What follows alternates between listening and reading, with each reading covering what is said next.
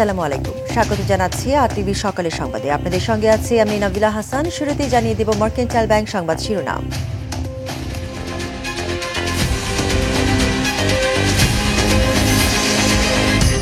আমনের ভরা মৌসুমে রহস্যজনক কারণে অস্থির চালের বাজার, হাতের নাগালে শীতের সবজি, কিছুটা কমেছে ডিমের দাম। ভ্যাট বাড়ানোর নেতিবাচক প্রভাব পড়বে জীবনযাত্রায়, নিম্ন ও মধ্যবিত্তের কষ্ট বাড়বে, পণ্যের দাম বাড়বে না দাবি অর্থ উপদেষ্টার। রেমিটেন্স আয় রেকর্ড, ডিসেম্বরে এসেছে $263 কোটি 90 লাখ, সংকট কাটিয়ে শক্তিশালী হচ্ছে রিজার্ভ। সারা দেশে শীতের দাপট দেখা মিলছে না সূর্যের, কুয়াশার সঙ্গে হিমেল হাওয়ায় বিপর্যস্ত জনজীবন। এবং ঘুরে দাঁড়ানোর চেষ্টায় পুলিশ, জনবল, অস্ত্র, যানবাহন ঘাটতিতে সেবা কার্যক্রমে বিঘ্ন।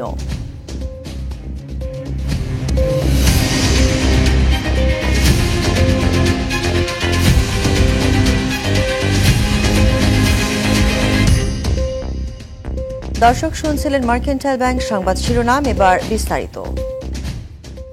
আমন মৌসুমে চালে ভরপুর বাজার, ভারত থেকেও আমদানি হয়েছে, তাই আপাত দৃষ্টিতে বাজারে চালের কোনো সংকট নেই, কিন্তু চালের দামে চলছে ব্যাপক সংকট। কয়েকদিনের ব্যবধানে কেজিতে 8 টাকা বেড়ে মিনিকেট বিক্রি হচ্ছে 78 থেকে 80 টাকায়, নাজিরশাইল 80 থেকে 86 আর 58 টাকার বিয়ার 28 বিক্রি হচ্ছে 60 থেকে 65 টাকায়। এদিকে প্রায় হাতের নাগালে চলে এসেছে শীতকালীন সবজি। 10 থেকে 30 টাকায় বিক্রি হচ্ছে মূলা, ফুলকপি 20 থেকে 30 টাকা, নতুন আলু 50 টাকা, কিছুটা কমে প্রতি ডজন ডিম বিক্রি হচ্ছে 130 থেকে 135 টাকায়, আর কেজি প্রতি ব্রয়লার মুরগি বিক্রি হচ্ছে 190 থেকে 200 টাকায়।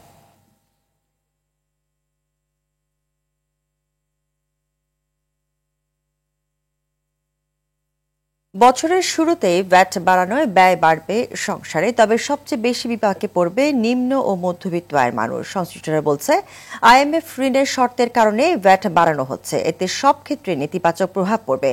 কর ফাঁকি রোধ করে রাজস্ব বাড়ানো যেত বলে মনে করে তারা। অর্থ উপদেষ্টার দাবি, এতে পণ্যের দাম বাড়বে না। আরও জানাচ্ছেন এআর বাদল। এমনিতেই উচ্চ পণ্যমূল্যের বাজারে সংসারে টানাটানি, তার উপর বছরের শুরুতে ভ্যাট বাড়ানোর সিদ্ধান্তে মন ভেঙেছে নিম্ন ও মধ্য আয়ের মানুষের। সারা বছর কিভাবে চলবে সেই চিন্তায় হতাশ। বিভিন্ন ধরনের পণ্যের দাম বৃদ্ধি পাচ্ছে, এগুলোর জন্য আরো ঝামেলা হতে পারে। আবার যদি এই সমস্ত ভ্যাট ট্যাট সবকিছু বাড়ায়, তাহলে তো মানুষের অবস্থা আরো খারাপ হয়ে যাবে। এটা দাম বাড়ানো থেকে অবশ্যই সরে আসা উচিত।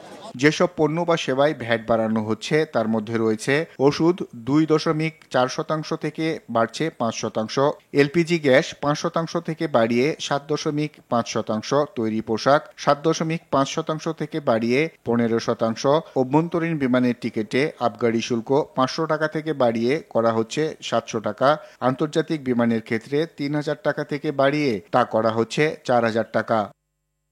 বছরে 30 লাখ টাকার বেশি টার্নওভার থাকলে ভ্যাটের খাতায় নাম লেখাতে হবে। বর্তমানে এই সীমা 50 লাখ টাকা, অর্থাৎ 20 লাখ টাকা কমানো হয়েছে। এতে ছোট ব্যবসায়ীরাও ভ্যাটের আওতায় আসবেন। একই সঙ্গে ভ্যাট নিবন্ধনের সীমা 3 কোটি টাকা থেকে কমিয়ে 50 লাখ টাকা করা হয়েছে। পণ্য ও সেবার মূল্য বেড়ে যাওয়ায় জনজীবনে ও ব্যবসায়ীদের উপর নেতিবাচক প্রভাব পড়বে।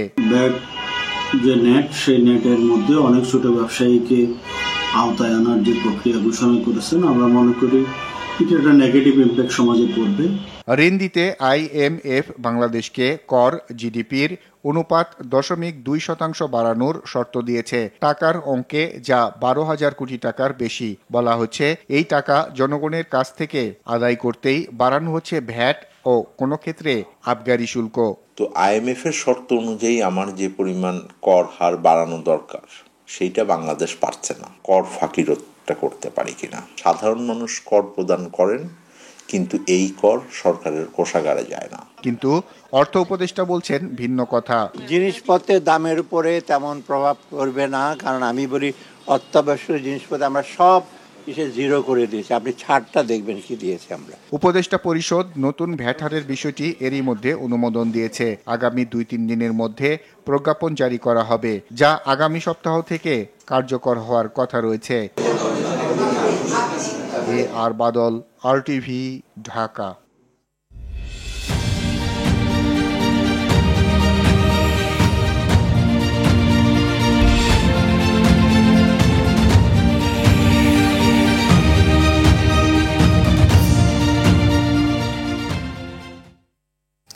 আইডিএলসি পরিবর্তনের পথে বাংলাদেশ।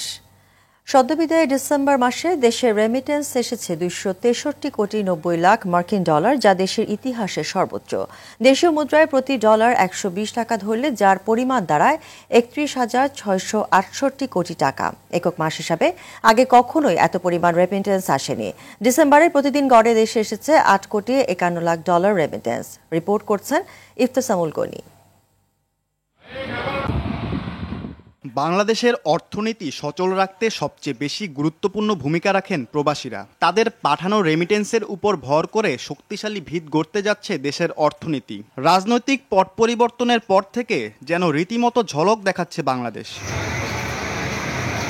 এদিকে চলতি অর্থবছরের জুলাই মাসে বৈষম্য বিরোধী ছাত্র আন্দোলনের ফলে রেমিটেন্স প্রবাহ অনেকটাই বিঘ্নিত হয়। ফলে 5 আগস্ট গণঅভ্যুত্থানে শেখ হাসিনার সরকার পতনের পর অন্তর্বর্তী সরকার দায়িত্ব নিলে প্রবাসী আয় বাড়তে থাকে।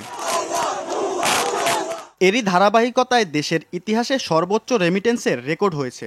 সদ্যবিদায়ী ডিসেম্বর মাসে দেশে রেমিটেন্স এসেছে 263 কোটি 90 লাখ মার্কিন ডলার, যা দেশের ইতিহাসে সর্বোচ্চ। পরিবর্তনের এই হাওয়ায় 2024 সালের জুলাই মাস বাদে 11 মাসই রেমিটেন্স এসেছে $2 বিলিয়ন বেশি। রেমিটেন্সের এই ঝলক জুলাই আগস্টের বিপ্লবের ফলাফল বলে মনে করেন এই অর্থনীতিবিদ। দেশে যে ইতিবাচক পরিবর্তন ঘটেছে তার ফলে যারা প্রবাসীরা আছেন তারা একটা উৎসাহ বোধ করেন এখন। ফলে অর্থ বিনিয়োগের ক্ষেত্রে বা পাঠানোর ক্ষেত্রে তারা এই জায়গাটা একটা গুরুত্ব দিচ্ছেন। অবৈধ পথে অর্থ পাচার রোধ করা গেলে উত্তরোত্তর রেমিটেন্সের পরিমাণ বাড়বে বলেও মনে করেন তিনি। দেশের ভিতর থেকে যেই হুন্ডির মাধ্যমে অর্থ পাচার হচ্ছে সেইটাকেও প্রতিরোধ করাটা এখন দরকার এবং আইনানুগ পদক্ষেপ নেওয়া দরকার। সেটা যদি হয় তখন রেমিটেন্সের উপর আরও ইতিবাচক প্রভাব পড়বে বলে আমরা মনে করি। এর আগে করোনাকালীন সময়ে 2020 সালের জুলাই মাসে দেশের রেকর্ড $259 কোটি রেমিটেন্স এসেছিল। ইফতেসামুল গনি, RTV, ঢাকা। পৌষের শীতে কাঁপছে রাজধানী সহ পুরো দেশ। দুদিন ধরে সূর্যের মুখ দেখা যাচ্ছে না। সেই সঙ্গে নতুন করে যুক্ত হয়েছে বৃষ্টির মতো ঝিরিঝিরি কুয়াশা, সঙ্গে হিমেল হাওয়া। বিপর্যস্ত জনজীবন, সবচেয়ে নাজুক অবস্থায় খেটে খাওয়া আর ছিন্নমূল মানুষ। ঢাকায় মৌসুমের সর্বনিম্ন তাপমাত্রা 13.8 ডিগ্রি সেলসিয়াস। এই পরিস্থিতি আরও 2 থেকে 3 দিন অব্যাহত থাকতে পারে বলে জানিয়েছে আবহাওয়া অধিদপ্তর। দেশের সর্বোত্তরের জেলা পঞ্চগড়ে আবারও মৃদু শৈত্যপ্রবাহ বয়ে যাচ্ছে। ঘন কুয়াশায় সূর্যের দেখা মিলছে না কোথাও। সকাল 6টায় জেলায় সর্বনিম্ন তাপমাত্রা রেকর্ড করা হয়েছে 8.3 ডিগ্রি সেলসিয়াস। মৃদু শৈত্যপ্রবাহ বয়ে যাচ্ছে কুড়িগ্রামেও। জেলার সর্বনিম্ন তাপমাত্রা রেকর্ড হয়েছে 9.5 ডিগ্রি। হিলিতে সর্বনিম্ন তাপমাত্রা রেকর্ড করা হয়েছে 10.1 ডিগ্রি সেলসিয়াস। পৌষের হাড় কাঁপানো শীতে বিপর্যস্ত চুয়াডাঙ্গার জনজীবন। তীব্র শীতে হাসপাতালে বেড়েছে শীতজনিত রোগীর সংখ্যা।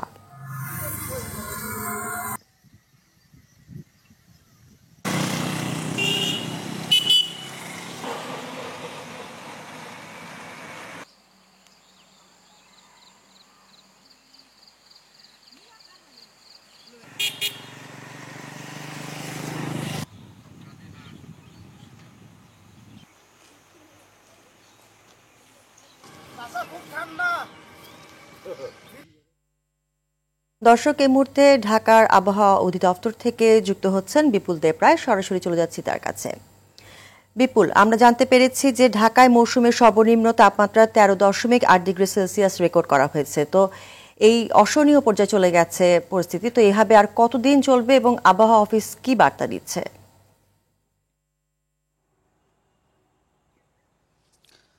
হ্যাঁ নামিলা, আপনি আসলে যেমনটাই বলেছেন 13.8 ডিগ্রি সেলসিয়াসের যে তাপমাত্রাটি সেটি অব্যাহত রয়েছে এবং দিনের বেলায় কিছুটা বাড়লো, অর্থাৎ রাতের বেলা সেটা কমতে শুরু করে। তবে এই পার্থক্যটা তেমন একটা বেশি নেই। আমরা আবহাওয়া অফিস থেকে জানতে পেরেছি যে আসলে গতকাল অর্থাৎ আজকে শুক্রবার ভোর রাত থেকে শুরু করে এবং আগামী 24 ঘন্টা পর্যন্ত এটা তারতম্য তেমন একটা পার্থক্য দেখা যাবে না। অর্থাৎ 13.8 থেকে 16 ডিগ্রি সেলসিয়াস পর্যন্ত উঠানামা করছে, অর্থাৎ 2 থেকে 3 ডিগ্রি সেলসিয়াস তাপমাত্রার সবচেয়ে পার্থক্যটা দেখা যাচ্ছে। আছে এবং তারা বলছেন যে এই পার্থক্য যতই কমবে তবে শীতের তীব্রতা ততই বাড়তে থাকবে এবং আমরা যতটুকু জানতে পেরেছি সকাল থেকে রাজধানী জুড়ে একেবারে কুয়াশার চাদরে ঢেকে পড়েছে এবং নিম্নআয়ের মানুষরা খেটে খাওয়া মানুষরা কিন্তু তারা তাদের কার্যক্রম চালাতে এবং তাদের কাজকর্ম করতে অনেকটাই ব্যাগ পেতে হচ্ছে এবং আমরা দেখেছি বিভিন্ন সড়কে কুয়াশার মতো একেবারে বৃষ্টি ঝরছে সকালবেলা এবং হেডলাইট জ্বালিয়ে অনেক গাড়ি চলছে রাজধানী জুড়েই, সেই জিনিসটা আমরা দেখতে পেয়েছি। সেই সাথে আবহাওয়া অফিস থেকে আমাদেরকে জানিয়েছেন যে এই আবহাওয়ার যে তীব্রতা সেটি আরও 2 থেকে 3 দিন অব্যাহত থাকবে, অর্থাৎ আগামী রোববার থেকে কিছুটা স্বস্তিদায়ক হতে পারে বলে আমাদেরকে এমনটা জানিয়েছেন। তবে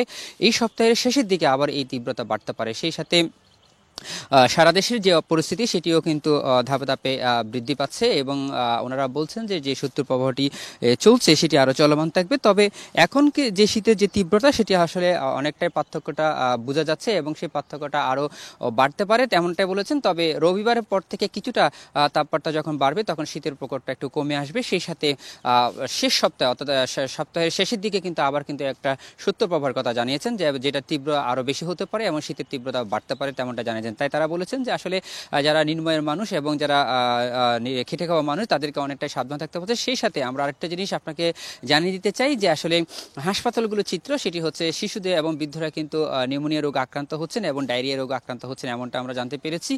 তারা বলছেন যে আসলে এই শীত থেকে শিশুদেরকে বাঁচানোর জন্য আরও বেশি যত্নশীল হতে হবে। সেই সাথে শীতের প্রকোপ কমানোর জন্য গরম কাপড় চোপড়ের পাশাপাশি চিকিৎসকের পরামর্শ নিয়ে তাদেরকে চিকিৎসা সেবা দিতে হবে এমনটা আমাদেরকে জানিয়েছেন। তো নাবিলা, এই ছিল আমার কাছে সর্বশেষ তথ্য। ধন্যবাদ বিপুল আপনাকে। দর্শক, এবার কুড়িগ্রাম থেকে সরাসরি যুক্ত হচ্ছেন সহকর্মী আব্দুল কুদ্দুস চঞ্চল। আমরা জানি যে কুড়িগ্রামে সর্বনিম্ন তাপমাত্রা রেকর্ড করা হয়েছে 9.5 ডিগ্রি সেলসিয়াস। তো এই মুহূর্তে সেখানকার পরিস্থিতি আমাদেরকে জানাবেন।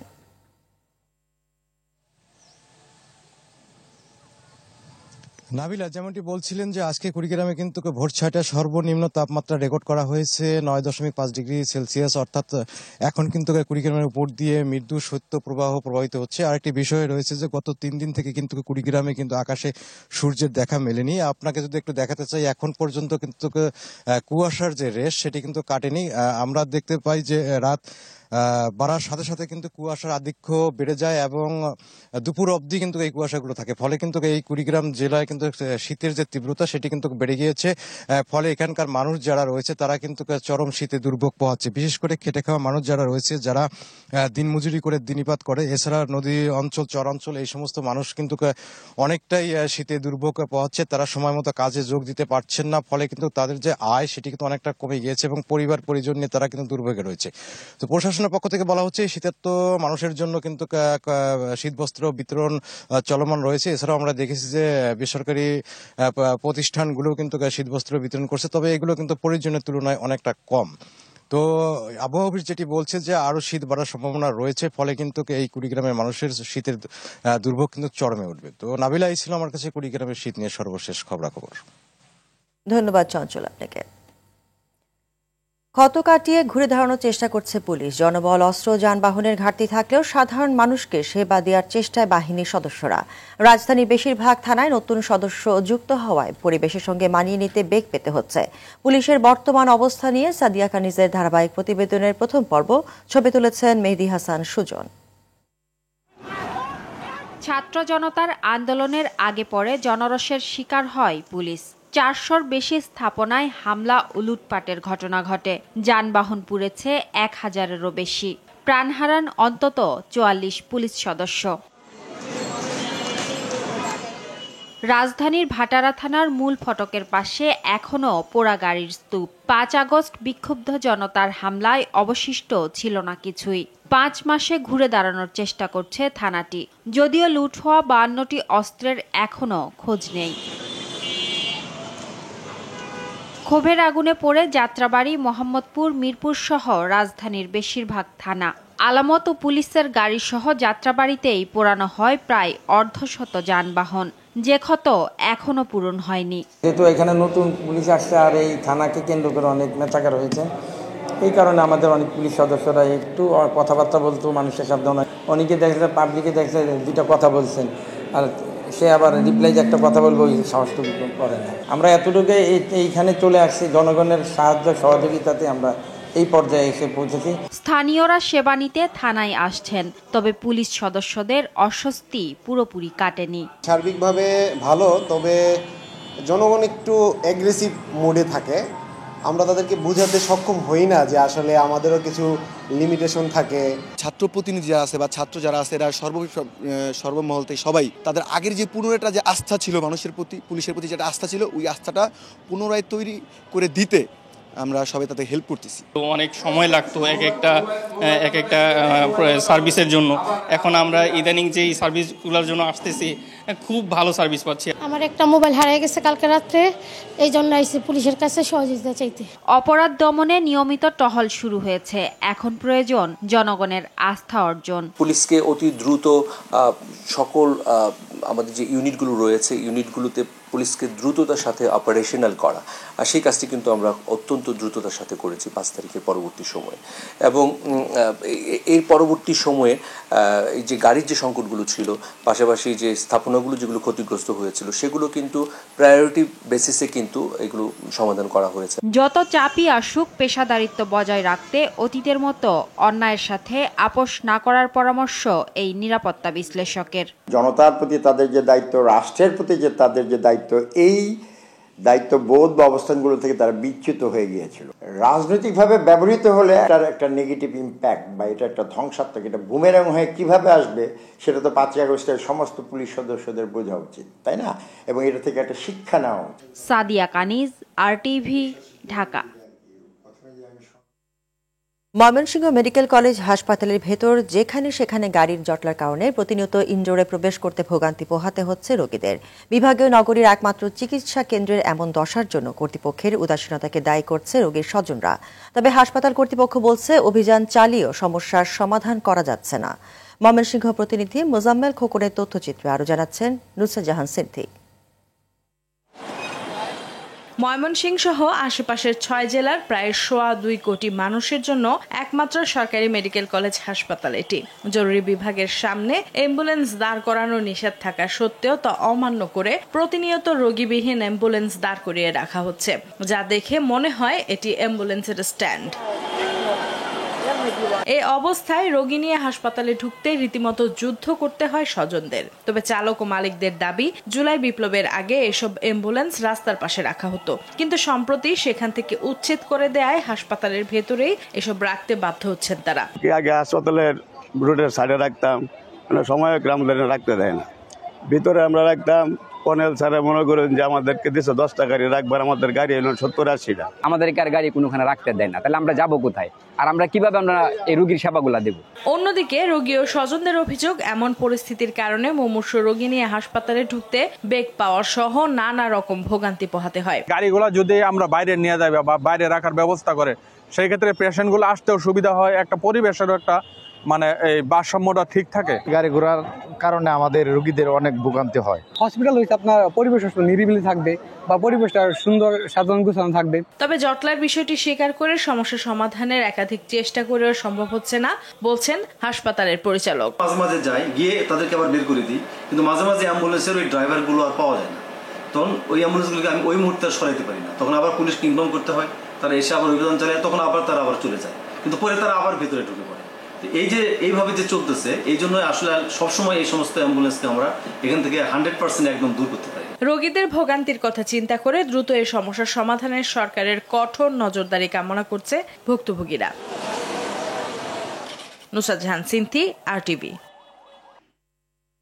মুন্সিগঞ্জের ঢাকা মাওয়া এক্সপ্রেসওয়েতে পৃথক সড়ক দুর্ঘটনায় 4 জন নিহত হয়েছে। গেল রাতে ঢাকা মাওয়া এক্সপ্রেসওয়ের সিরাজদি খান উপজেলার নিমতলা যাত্রী ছাউনি এলাকায় দাঁড়িয়ে থাকা কভার্ড ভ্যানের পেছনে যাত্রীবাহী বাসের ধাক্কায় 2 জন নিহত হয়, আহত হয় 16 জন।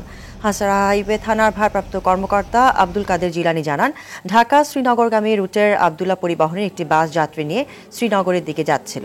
এক্সপ্রেসওয়ে নিমতলা এলাকার একটি দাঁড়িয়ে থাকা কভার্ড ভ্যানটিকে পেছন থেকে ধাক্কা দেয় বাসটি। এতে বাসের সামনের অংশ দুমড়ে মুচড়ে যায়। ঘন কুয়াশার কারণে এই দুর্ঘটনা ঘটেছে বলে ধারণা পুলিশের। এদিকে ভোর এক্সপ্রেসওয়ের হাসারাতে ট্রাকের পেছনে বাসের ধাক্কায় 2 জন নিহত হয়েছে।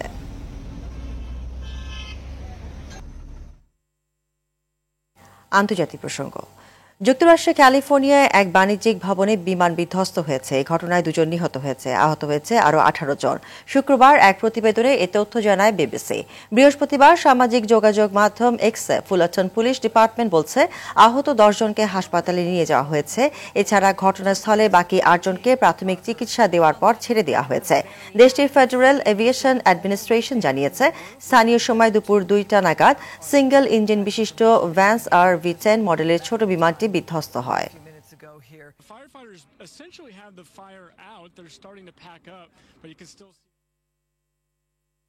তিউনিসিয়ার উপকূলে অভিবাসী বহনকারী 2টি নৌকা ডুবে 27 জনের মৃত্যু হয়েছে। এই ঘটনায় 83 জনকে জীবিত উদ্ধার করা হয়েছে। বুধবার দেশটির কেরকান্না দ্বীপপুঞ্জের আলতায়া থেকে 3 মাইল দূরে এই ঘটনা ঘটে। বৃহস্পতিবার বার্তা সংস্থা রয়টার্স এই তথ্য জানায়। প্রতিবেদন বলছে নৌকার সব যাত্রী ইউরোপের উদ্দেশ্যে যাত্রা করছিলেন। তারা সবাই সাব সাহারা আফ্রিকার দেশগুলোর নাগরিক। ইউনিসেফ বলছে 2024 সালে ভূমধ্যসাগরে 2200 জনেরও বেশি লোক প্রাণ হারিয়েছেন। দক্ষিণ কোরিয়ার অভিশংসিত প্রেসিডেন্ট ইউন সুক ইয়োলকে গ্রেফতার করতে তার বাসভবন ঘেরাও করা হয়েছে। তবে ইয়োলের বাসভবনে পুলিশের প্রবেশে বাধা দিচ্ছে প্রেসিডেন্টের নিরাপত্তা কর্মীরা। কড়া নিরাপত্তা বেষ্টনী পার হয়ে ওই বাসভবনে ঢোকার চেষ্টা করছেন জ্যেষ্ঠ কৌশলী লি দায়ে হুয়ান সহ তদন্তকারী কর্মীরা। পাশাপাশি ইয়োলকে গ্রেফতারের প্রতিবাদে বিক্ষোভ করছে তার সমর্থকরা। গেল ডিসেম্বরে সামরিক শাসন জারির দায় প্রেসিডেন্টের বিরুদ্ধে তদন্ত শুরু করে কর্তৃপক্ষ, কিন্তু তদন্তকারী কর্মকর্তাদের সামনে হাজির হয়ে উত্তর দিতে অস্বীকার করায় ইয়োলের বিরুদ্ধে গ্রেফতারি পরোয়ানা জারি করে একটি আদালত। ইসরায়েলি হামলায় প্রাণ হারিয়েছেন হামাস প্রশাসনের পুলিশ প্রধান মাহমুদ সালাহ। প্রাণ গেছে পুলিশ উপপ্রধান হুসাম শাহবানেরও। শুক্রবার সংবাদ মাধ্যম আল জাজিরা এই তথ্য জানায়। প্রতিবেদন বলছে বৃহস্পতিবার উপত্যকার নিরাপদ ঘোষিত এলাকা আল মাওয়াসির একটি তাঁবুতে হামলায় পুলিশের শীর্ষ এই 2 কর্মকর্তা ছাড়াও প্রাণ গেছে আরও 10 জনের। গেল 24 ঘণ্টায় 365 বর্গ কিলোমিটারের ছোট এই উপত্যকায় অন্তত 34 বার বিমান হামলা চালিয়েছে ইসরায়েল। এ সময় উপত্যকায় 70 জনেরও বেশি ফিলিস্তিনি প্রাণ হারিয়েছেন। এ নিয়ে 2023 সালের অক্টোবরের পর থেকে প্রাণ হারালেন 45,500-এর বেশি ফিলিস্তিনি।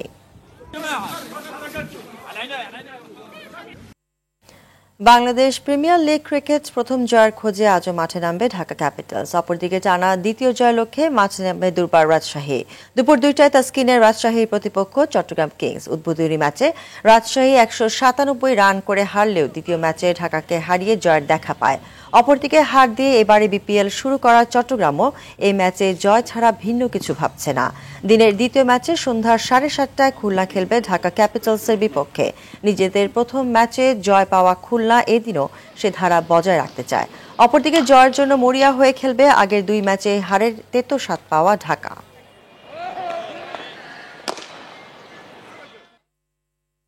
ক্রিকেটার হিসেবে অপ্রাপ্তিগুলো কোচিং ক্যারিয়ারে ঘুচাতে চান মোহাম্মদ আশরাফুল। খেলোয়াড়ি জীবনে নিজের খারাপ ও ভালো সময়ের অভিজ্ঞতা দিয়ে বাংলাদেশের ক্রিকেটে অবদান রাখতে কোচিং ক্যারিয়ার বেছে নিয়েছেন বলে জানালেন সর্বকনিষ্ঠ টেস্ট সেঞ্চুরিয়ান। আরটিভিকে দেয়া একান্ত সাক্ষাৎকারে কোচিংয়ে আসার কারণ ও লক্ষ্য নিয়ে বলতে গিয়ে এসব জানান রংপুর রাইডার্সের হয়ে কোচিং ক্যারিয়ারে পা রাখা আশরাফুল।